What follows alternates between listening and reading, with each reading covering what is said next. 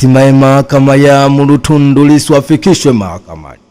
Mahakama ya hakimu mkazi Kisutu imeamuru mwenyekiti wa Chama cha Demokrasia na Maendeleo Chadema Tundu Antipas Lissu afikishwe mahakamani hapo Mei 19 mwaka 2025 na mkuu wa gereza la huko. Mwenyekiti wa Chama cha Demokrasia na Maendeleo Chadema Tundu Antipas Lissu anayekabiliwa na mashtaka matatu ya kuchapisha taarifa za uongo alishindwa kufikishwa mahakamani kutokana na hoja za upande wa jamhuri kwamba kesi hiyo isikilizwe kwa njia ya mtandao, huku Tundu Antipas Lissu naye akigomea kushiriki kesi hiyo kwa njia ya mtandao. Hatua hiyo inatokana na uamuzi wa hakimu mkazi mwandamizi Geoffrey Muhini ambaye ametupilia mbali hoja za upande wa jamhuri uliotaka kesi hiyo isikilizwe kwa njia ya mtandao kutokana na sababu mbalimbali. Katika uamuzi wake, hakimu Muhini amekubaliana na hoja za jopo la mawakili wa utetezi wakiongozwa na Mpale Mpoki ya kwamba shauri hilo lilipaswa kuendeshwa wakati mshtakiwa akiwepo mahakamani, kwani zipo baadhi nyaraka zinazotakiwa kusainiwa kwa sababu alitakiwa kusomewa maelezo ya awali PH. Nje ya mahakama, wakili Daktari Lugemeleza Nshala amesema kile kilichofanywa na mahakama kwamba kesi hii isikilizwe kwa njia ya mtandao ni sahihi, kanuni zinaruhusu, lakini akaendelea kusema kwamba mahakama hii haina mamlaka kuamuru magereza namna ya kukaa na mshtakiwa gerezani. Ni taarifa kutoka jijini Dar es Salaam. Hatimaye mahakama ya hakimu mkazi Kisutu imeamuru mwenyekiti wa Chama cha Demokrasia na Maendeleo Chadema Tundu Antipas Lissu afikishwe mahakamani hapo Mei 19 mwaka 2025 na mkuu wa gereza la huko. Hatimaye aliyemtishia Padri Kitima mtandaoni akamatwa na jeshi la polisi. Jeshi la polisi kanda maalum ya Dar es Salaam limemkamata na pia kumhoji kwa kina Frey Edward Kosea mwenye umri wa miaka 51, mkazi wa Dodoma na Mbezi Beach Makonde jijini Dar es Salaam, kufuatia chapisho lake la vitisho dhidi ya Padri Charles Kitima aliyolitoa kwenye mitandao ya kijamii siku chache kabla ya padri kupatwa na tukio.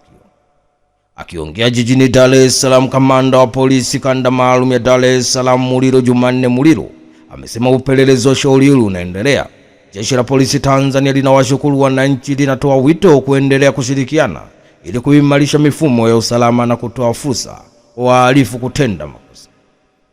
Katika ukurasa wake wa X, Frey Aprili 28 mwaka 2025 aliandika, mwambieni Kitima ipo siku ataingia kwenye 18, atoka asa au Tanzania, mwacheni ajifanye mwanasiasa, mfikishieni message, siku si nyingi atapata anachokitafuta, dawa yake iko jikoni, atakuja kuozea jela. Ni taarifa kutoka jijini Dar es Salaam. Hatimaye jeshi la polisi kanda maalum ya Dar es Salaam limemkamata na pia kumhoji kwa kina Frey Edward Kosea mwenye umri wa miaka 51, mkazi wa Dodoma na Mbezi Beach Makonde jijini Dar es Salaam, kufuatia chapisho lake la vitisho dhidi ya Padri Charles Kitima aliyolitoa kwenye mitandao ya kijamii siku chache kabla ya padri kupatwa na tukio. Zitto Kabwe kuchukua fomu ya kugombea ubunge Kigoma. Kiongozi mstaafu ACT Wazalendo Zitto Zuberi Kabwe amesema atachukua fomu ya kuomba ridhaa ya chama cha ACT Wazalendo kimteue kuwa mgombea jimbo la Kigoma mjini, ambapo akishachukua fomu ataongea pia na wananchi wa kata ya Bangu. Kupitia ukurasa wake wa X, Zitto Zuberi Kabwe ambaye amewahi kuwa mbunge kwa miaka 15 ameandika, leo mchana nakutana na wazee wa mji wa Kigoma mjini kuomba baraka zao kabla ya kuchukua fomu kugombea ubunge jimbo la Kigoma mjini. Mungu akipenda nitachukua fomu na kuzungumza na wananchi katika kata ya Bangu. Ni taarifa kutoka Kigoma. Hatimaye kiongozi mstaafu wa ACT Wazalendo Zitto Zuberi Kabwe amesema atachukua fomu ya kuomba ridhaa chama cha ACT Wazalendo kimteue kuwa mgombea jimbo la Kigoma mjini, ambapo akishachukua fomu ataongea pia na wananchi wa kata ya Bangu. Sakata la kurushiwa kiatu Rais Ruto, watu watatu wakamatwa. Watu watatu wanashikiliwa na maafisa wa jeshi la polisi huko Goria katika kaunti ya Migori nchini Kenya kwa tuhuma za kumrushia kiatu Rais wa Kenya William Ruto wakati akihutubia wakazi wa Keacha, ambapo afisa usalama ambaye jina lake halijatajwa amesema uchunguzi unaendelea na wanategemea kuwakamata wahusika wengine wa tukio hilo. Afisa huyo pia alisema uchunguzi wao umebaini kwamba tukio hilo lilichochewa na ugomvi wa kisiasa na pengine lilipangwa kabla ziara Rais wa Kenya William Ruto ambapo mamlaka za uchunguzi na usalama wa taifa nchini Kenya zinachunguza mshukiwa mkuu wa tukio hilo kwa makini, ambaye ndiye atakayefanikisha uchunguzi mzima wa zoezi hilo. Tukio hilo la kushangaza lilitokea wakati Rais wa Kenya William Ruto akiwa katika ziara yake Migori, ambapo Rais Ruto alikuwa akihutubia wakulima wakiacha katika hotuba iliyolenga kupunguza gharama za pembejeo kwa wakulima hao, ambapo katikati ya hotuba yake alirushiwa kiatu ambapo kilikwenda kumlenga kichwani na kisha kuahirisha hotuba hiyo. Hata hivyo, maafisa wa usalama nchini Kenya wenye jukumu la kumlinda Rais wa Kenya William Ruto walikimbia haraka jukwani na mkutano ukavurugika kwa dakika chache, ambapo baadhi ya wabunge walilaani tukio hilo wakisema mkutano unaahirishwa na maisha ya rais kwa usalama zaidi. Ni taarifa kutoka nchini Kenya. Hatimaye watu watatu wanashikiliwa na maafisa wa jeshi la polisi huko Kuria katika kaunti ya Migori nchini Kenya kwa tuhuma za kumrushia Rais wa Kenya William Ruto kiatu wakati akihutubia wakazi wa Kiacha, ambapo afisa wa usalama ambaye jina lake alikutajwa amesema uchunguzi unaendelea na wanategemea kuwakamata wahusika wengine wa tukio zima. Bunge la Ulaya kujadili kesi ya Tundu Lissu. Bunge la Ulaya linatarajiwa kufanya mjadala wa dharura kujadili masuala ya kisiasa nchini Tanzania, wakilenga zaidi kujadili kwa kina kuhusu kesi ya mwenyekiti wa chama cha demokrasia na maendeleo Chadema Tundu Antipas Lissu na hatari ya hukumu yake iwapo atapatikana na hatia ya uhaini. Kwa mujibu wa taarifa iliyowekwa kwenye tovuti rasmi ya bunge hilo, mjadala wa bunge la Ulaya unatarajiwa kuanza Mei 8 mwaka 2025 kati ya saa 7 mchana hadi saa 4 usiku kwa saa za Ulaya. Baada ya mjadala huo, wabunge wa Ulaya wanaandaa na kupiga kura juu ya azimio maalum lenye rejea ya mwaka 2025 yenye nambari 2690 RSP Mei 8 mwaka 2025 kuhusu mjadala huo wa kesi inayomkabili mwenyekiti wa chama cha demokrasia na maendeleo Chadema Tundu Antipas Lissu.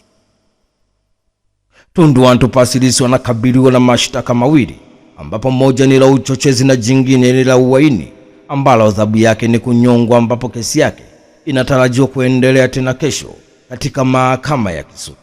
Ni taarifa kutoka jijini Dar es Salaam. Hatimaye bunge la Ulaya linatarajiwa kufanya mjadala wa dharura kujadili masuala ya kisiasa nchini Tanzania, wakilenga zaidi kujadili kwa kina kuhusu kesi ya mwenyekiti wa chama cha demokrasia na maendeleo Chadema Tundu Antipas Lissu na hatari ya hukumu yake iwapo atapatikana na hatia ya uhaini. Mahakama yatoa kauli kesi ya uhaini ya Tundu Lissu, upelelezi haujakamilika. Mahakama ya hakimu mkazi Kisutu imeutaka upande wa serikali kukamilisha upelelezi katika kesi ya uhaini inayomkabili mwenyekiti wa chama cha demokrasia na maendeleo Chadema Tundu Antipas Lissu. Kesi hiyo ya uhaini imetajwa mbele ya hakimu mfawidhi Franco Kiswaga, ambaye ameahirisha kesi hiyo hadi Mei 19 mwaka 2025, huku akiutaka upande wa serikali kukamilisha upelelezi.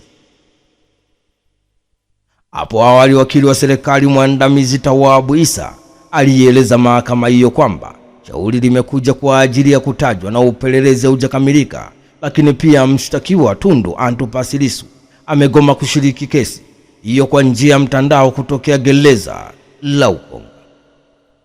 Kwa upande wake, Juma Mwaibako ambaye ni mkuu wa gereza la Ukonga amedai kuwa mtuhumiwa amekataa kusikiliza shauri hilo kwa njia ya mtandao. Madai ya kutokamilika kwa upelelezi yalipingwa vikali na jopo la mawakili wa utetezi wakiongozwa na Mpale Mpoki, aliyesema kwamba haoni sababu ya upelelezi kutokamilika kwa muda mrefu, takribani ni siku 27 sasa, ambapo nje ya mahakama wakili Lugemeleza Nshala ambaye pia ni mwanasheria mkuu wa chama cha demokrasia na maendeleo Chadema ameeleza kuhusu mwenendo wa shauri hilo na kusema wanataka kuona upelelezi ukikamilika kwa haraka.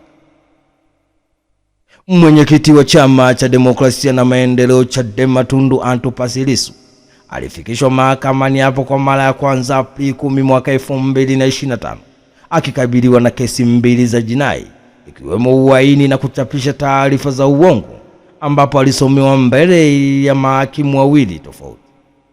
Ni taarifa kutoka jijini Dar es Salaam. Hatimaye mahakama ya hakimu mkazi Kisutu imeutaka upande wa serikali kukamilisha upelelezi katika kesi ya uhaini inayomkabili mwenyekiti wa chama cha demokrasia na maendeleo Chadema Tundu Antipas Lissu. Waziri wa madini atoa kauli. Serikali kupitia wizara ya madini imetoa siku 30 kwa wamiliki wa kampuni 95 za uchimbaji wa madini kujibu hati za makosa kutokana na wamiliki wa leseni hizo ukiuka masharti ya leseni kama ilivyoainishwa kwenye sheria ya madini kwa kutoanza shughuli za uchimbaji, ambapo amesema kampuni 7 tu kati ya 95 ambazo hazijaanza uchimbaji zimelaza mtaji wa shilingi trilioni 15. Akiongea jijini Dar es Salaam, waziri wa madini Anthony Mavunde amesema kampuni hizo zinapaswa kujibu hoja ndani ya siku 30, la sivyo zitafutiwa leseni zao. Kama wanahoja walete majibu yao, tuyahakiki kuridhisha wanahoja, basi tutawaondolea makatazo. Kama hawana hoja, tutawafutia leseni zao kwa mujibu wa sheria ya madini sura nambari 123 ya utoaji na ufutaji wa leseni za madini na uchimbaji kifungu cha 63 na kanuni zake, ambazo zinaeleza ukipewa leseni unapaswa uanze kazi ndani ya miezi 18. Anthony Mavunde ameendelea kusema kuwa serikali imetoa leseni kwa wachimbaji wa kati na wakubwa ambao tangu kutolewa kwake hazijafanywa kazi. Zipo kampuni tangu zimechukua leseni mwaka 2011 mpaka leo hazijaingiza hata koleo kwenye eneo. Miaka 14 sasa hazijaanza shughuli zozote. Hatuwezi kuwa nchi ya namna hii. Leseni 7 tu kati ya 95 ukiziweka pembeni zina mtaji wa shilingi trilioni 15, zimelaza pale chini. Sisi hatuwezi kuwa nchi ambayo inatoa leseni kwa ajili ya kuchochea sekta ya madini kukua, alafu kuna watu wanachukua leseni wanakaa nazo hawafanyii kazi kwa kisingizio kuwa tupo kwenye mazungumzo na serikali na sababu mbalimbali. Leseni za madini zinapotolewa zina masharti nyuma yake. Kwenye ile karatasi hakuna sharti linalosema mtu ataanza uchimbaji wa madini nchini Tanzania akikamilisha mazungumzo na serikali. Hiyo ni sehemu ya sharti. Masharti ni kwamba mwombaji anapewa leseni ni lazima aanze uchimbaji ndani ya miezi 18, vinginevyo awe na sababu ambazo zimeridhiwa na waziri wa madini kupitia tume ya madini, vinginevyo unapaswa kuanza uchimbaji ndani ya miezi 18. Ni taarifa kutoka jijini Dar es Salaam. Hatimaye serikali kupitia waziri wa madini imetoa siku 30 kwa wamiliki wa kampuni 95 za uchimbaji wa madini kujibu hati ya makosa kutokana na wamiliki wa leseni hizo ukiuka masharti ya leseni kama ilivyoainishwa kwenye sheria ya madini kwa kutoanza shughuli za uchimbaji, ambapo imesema kampuni 7 tu kati ya 95 ambazo hazijaanza uchimbaji zimelaza mtaji wa shilingi trilioni 15.